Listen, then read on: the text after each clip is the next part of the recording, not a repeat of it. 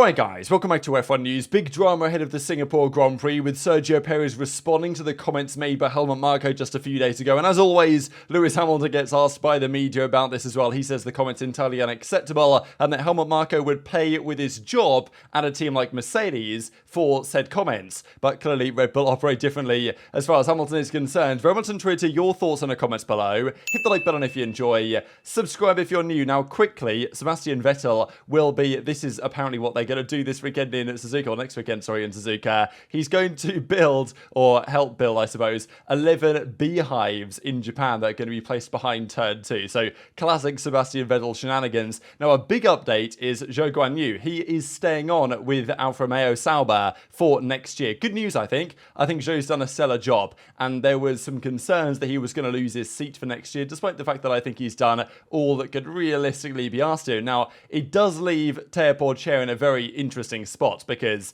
I don't really know what Formula 2's up to at the moment, because it does not feel like at all that if you win Formula 2 you're guaranteed to go anywhere. It seems like it's a Formula E feeder series rather than a Formula 1 feeder series right now, because Teo Porcher will remain as their reserve driver for next year because they're keeping Bottas and Zhou. I think this is good. Zhou's done enough to keep his seat. Bottas isn't going anywhere yet, and Zhou hopefully will therefore get to compete at his home Grand Prix in China, which hopefully will actually go ahead next season. Now, Danny Ric, he's been back in the paddock. According to Helmut Marko, and Helmut Marko has been saying a lot of things lately, but he did say Ricciardo had 7 fractures in his hand/wrist.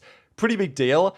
But he also said it's going to be 6 weeks. Like, we're not going to take any chances here. Ricciardo's definitely not coming back before Qatar. And even then, maybe it's a bit of a question mark. They believe in Liam Lawson a lot, but yeah, not good for Danny Ric. I mean, basically Marko's like, look, 6 weeks, we're going to have to give it 6 weeks here pretty much, and 7 fractures in the hand. It's not ideal, so hopefully Danny Ric can recover quickly. This is an image that Kilman shot of the scar of the operation that he had just a couple of weeks ago now. So hopefully all's well for Danny Ric soon enough, but yeah, it's going to be a little while. He's in the paddock though in Singapore, giving his feedback and stuff to the team. Some teams bringing upgrades this weekend. McLaren are one of them. They have 2 different rear wing configurations they're going to try to see which one works better in FP1 and stuff that goes down tomorrow. And also they've got, so this is the stealth livery, right? But actually the side pod does look a little bit different here. Seems like there's slightly more of an undercut. It might just be how it looks because of the paint job, but it does appear that they've gone for an even more severe undercut than they previously had, which is obviously even more Red Bull-esque, who have the most severe side pod undercut on the entire grid. Also spotted a couple of changes here on the rear wings, especially from Red Bull. We've seen it with the likes of Alpine and especially Mercedes, this let's say cutout of the rear wing, which Mercedes has been using for some time. We haven't seen that on the Red Bull until now, when we've seen it on the Red Bull. So it seems like they have brought maybe a new spec here, and they are trying all the other tricks that teams elsewhere on the grid seem to be working rather well for them. A couple of things for Alpine as well. New Alpine mirrors and also modified side pods and a new beam wing according to the information that AMUS have. So maybe Alpine could be competitive if these changes work, but the likelihood is it's going to be Alpine doing traditionally Alpine things. Now, let's talk about this Helmut Marko stuff, because these comments are made a couple of weeks ago now, and Helmut Marko basically said that Sergio Perez isn't as focused because he's South American. Now, so much wrong with this, obviously. And initially I thought, damn, surely this translation must have been off to some degree, but maybe I shouldn't have doubted it, because Helmut Marko has a bit of a history of making similar comments. Of course, Mexico, not in South America anyway, and even if it was, I mean, come on, all the great champions from that part of the world saying that Perez compared to Verstappen or compared to Vettel, of course, who was German, has a different attitude and isn't as focused or something. I mean, comments that just shouldn't be made. And I don't know if Helmut Marko is going to turn up to the Mexican Grand Prix, but I'm not sure I would advise it, because it's not going to be pretty if he actually does. And as I say, it's not the first time he's made comments like this. This was maybe the French Grand Prix last season, but at some point anyway, he's made similar comments plenty of times. And it's not the first time that somebody in the Red Bull vicinity, such as Marko, and also let's not forget the comments made by Nelson Piquet towards Hamilton, last year sometime that surfaced. lots of people connected with the Red Bull team with not great histories on this type of stuff, shall we say. So today, of course, as expected, Perez has to talk to the media about this. They're going to ask him about it, and they had something prepared. So the Red Bull PR team had done their work on this. We saw Helmut Marko put out an apology statement the other day where he basically said, "Yep, my bad, but, I shouldn't have said it," which basically confirmed that he did mean it as he said it, but he says, yeah, kind of apologies that I got caught rather than apologies for actually saying it. So, that gives you the measure of the type of character this guy is. But anyway, Checo Perez talked about this and said those comments, when you read them in isolation, can be very disrespectful, but knowing Helmut, having that personal relationship, for me, helped a lot to understand him. He gave me a personal apology. They had a private meeting, they discussed it, and all is well, apparently. So it's like everything, when you've got the personal relationship, it's a lot more important, the personal feeling, than the public feeling. So, sure, and people will say, they've forced Perez into this for the PR reasons, being like, Checo, say this statement or you're getting fired type thing. I don't think that's how it goes, but, still, it's well crafted by the Red Bull PR team, but I don't know if it strikes me as entirely accurate of what Perez might think behind the veneer. So he says, look, I didn't get offended at all by those comments personally. I know that he doesn't mean it that way. So yeah, it would be nice if we could believe this to be true, but I'm not really sure that we can. So then, as of course you'd expect, Hamilton gets asked about this. Now, I'm not surprised Hamilton gets asked about this because he's been one of the most vocal characters on the grid for several years about these sort of issues in and outside of the sport.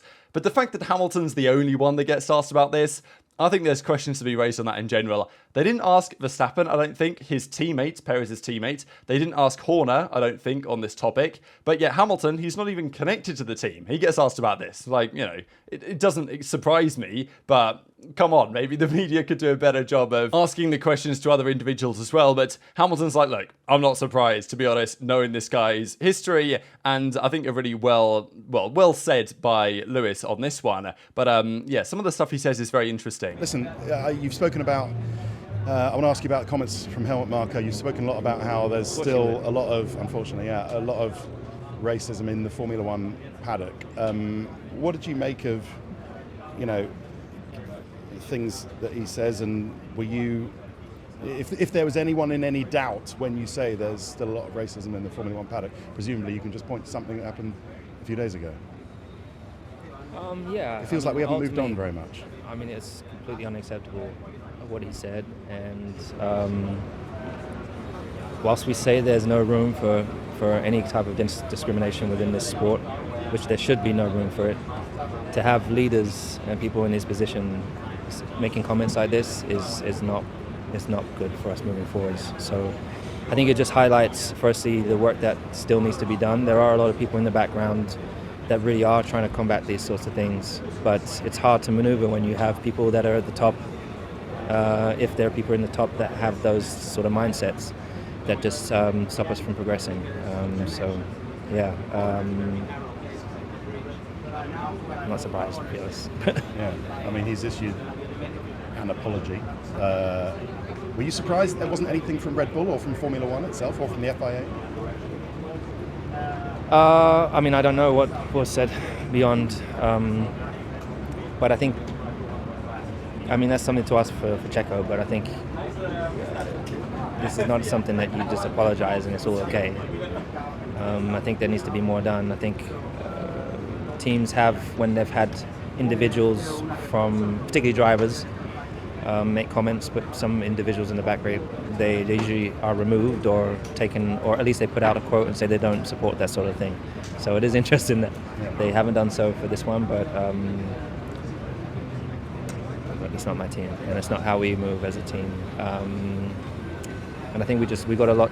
It just shows how important it is that we continue to do the work. The work that I'm trying to do with the team, with my team, and with the sport. We still have a lot of work to do moving forwards to make sure that this is a more inclusive environment. Especially the way that Hamilton pointed towards the way that many teams would react to a circumstance like this. The thing is with Red Bull, they're kind of used to it at this point. Helmut Marko makes these comments every so often that they have to get the PR department on full force to try and spin it in the way that they want it to be spun. And as Hamilton says, and maybe quite rightly so, that remarks such as Marko's would, in normal circumstances, probably lead to either a termination or something more severe than we have seen. But you know, it's kind of the Red Bull classic where Perez comes out and says, oh, Marko apologised, it's all fine. And, you know, that's how Red Bull operates. And Hamilton saying, well, you know, Red Bull don't operate the way that we at Mercedes might operate about this, maybe how other teams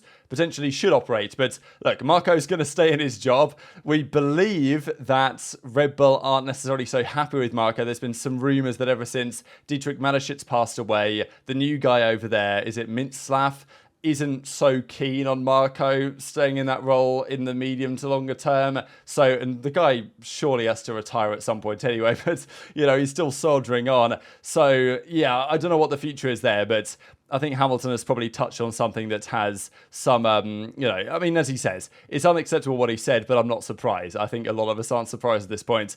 Now, it's not the only spicy words of the day said, because Toto, if you guys remember after Monza, said that nobody cares about Max's record. It's all for Wikipedia. Nobody reads that anyway. And as Max says, look, I'm not disappointed in Toto. They had a pretty bad race. He was probably still pissed off with their performance, which is true. I think he should be able to appreciate when a team is doing really well. And this is the thing, right, that, you know, sure, it's Max is popping back at Toto Wolff, and it's when you're winning everything, it's so easy just to, like, everything you say turns to gold in a way because you can back it up. But let's not pretend that Red Bull, for the years that Mercedes were dominating, weren't, you know, were they appreciative of Mercedes when they were winning everything? I don't think they were, right? The other comments of Horner and things, and, you know, threatening to quit the sport and pushing for the engine changes, and some of the comments that Horner made that have been seen on Drive to Survive. You know, Horner was salty when Mercedes were dominating. Toto's salty, now Red Bull are dominating. That's just kind of how it goes. He also went on to say, though, it sometimes seems as if he works for our team, but fortunately, that is not the case. So, yeah, pretty funny stuff, I've got to say, from Max here. But it's like everything you say sounds good when you're winning everything, right? Because you can back up all the statements. Now, just before we close out the video, I wanted to mention the driver's perspective on the changes to the track layouts. If you guys aren't aware of this, even, you know, I don't know how you wouldn't be by now, but there's a new track layout here for Singapore where this final sector has been changed. This probably should make it better for racing. It might be less fun in qualifying. Hamilton did say that, well, it's a few less corners for Red Bull to put away from us, so maybe there's an advantage in that. But there's been some debate. Should this be a DRS zone? In Australia this year, we had 4 DRS zones. Here, there are 3. But this one, despite actually being a longer straight in many ways than the run down to turn 14, is no DRS. This is because the teams apparently